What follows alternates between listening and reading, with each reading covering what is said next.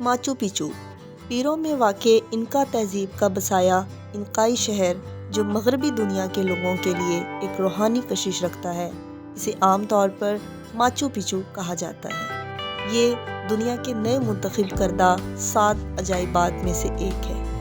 سن 1983 سے اقوام متحدہ نے اس مقام کو تعلیمی اور تاریخی اثاثے کا درجہ دے دیا ہے۔ اگرچہ مقامی لوگ اس سے خوب واقف تھے، لیکن دنیا کی نظر سے ماچو پیچو صدیوں پوشیدہ رہا، حتیٰ کہ آثار قدیمہ کے ایک ماہر ہیرم بنگم نے سن 1911 میں اسے دنیا کے لیے دوبارہ دریافت کیا اور اس کے بارے میں ایک کتاب بھی لکھی۔ اب پیرو کی حکومت یہ کوشش کر رہی ہے کہ ان ہزاروں تاریخی نوادرات کو واپس لائے جنہیں بنگم یہاں سے اٹھا کر لے گیا تھا۔ ماچو پیچو میں موجود تمام تعمیرات خشک پتھروں کو چمکا کر انکا تہذیب کے روایتی انداز میں کی گئی ہیں۔ انکا لوگ ایک خاص فن کے ماہر تھے جسے وہ ایشلر کہتے تھے۔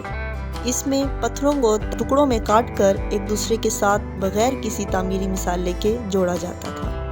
اکثر مقامات پر تعمیر اتنی زبردست ہے کہ 2 پتھروں کے درمیان چاقو داخل کرنا بھی ممکن نہیں ہے۔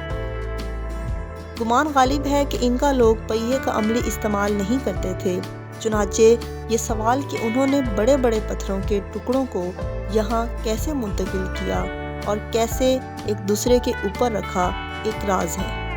عام خیال یہی ہے کہ ان پتھروں کو سینکڑوں انسانوں کی مدد سے ڈھلان دار میدانوں میں لڑکا کر یہاں پہنچایا گیا ہوگا۔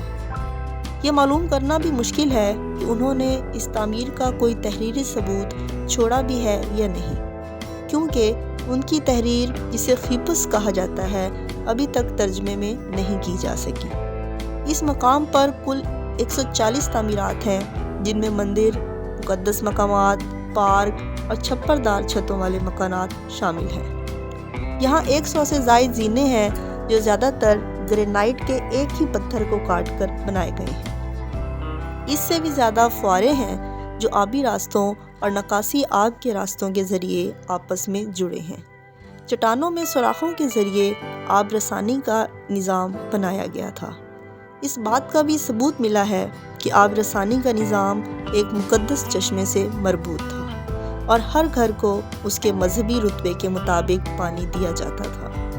آثار قدیمہ کے مطابق انکائی شہر ان 3 بڑے حصوں میں بٹا ہوا تھا: مقدس علاقہ، رہائشی علاقہ اور مذہبی رہنماؤں اور نوابوں کا علاقہ۔ انڈس کے پہاڑی سلسلے میں یہ شہر 960 فٹ کی بلندی پر بنا ہوا ہے۔ ایک خیال کے مطابق یہ شہر سیپا انکا پچاکوٹی نے آباد کیا، جس کی تعمیر سن 1440 میں شروع ہو گئی تھی اور اسپین کے پیرو میں قبضہ کرنے کے سال سن 1532 تک یہ جاری رہی۔ تاریخی ثبوتوں اور کچھ جدید تحقیق کے مطابق ماچو پیچو کوئی روایتی شہر نہیں، بلکہ انکا کے رئیس لوگوں کے آرام کا ایک علاقہ تھا۔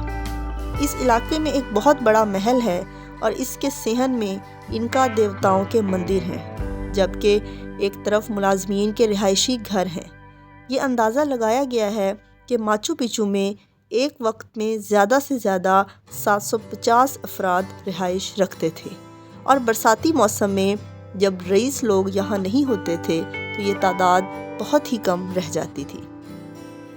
انکا لوگ اپنی سلطنت کو لینڈ آف دا 4 کوارٹرز یعنی 4 برابر حصوں کی زمین کہتے تھے۔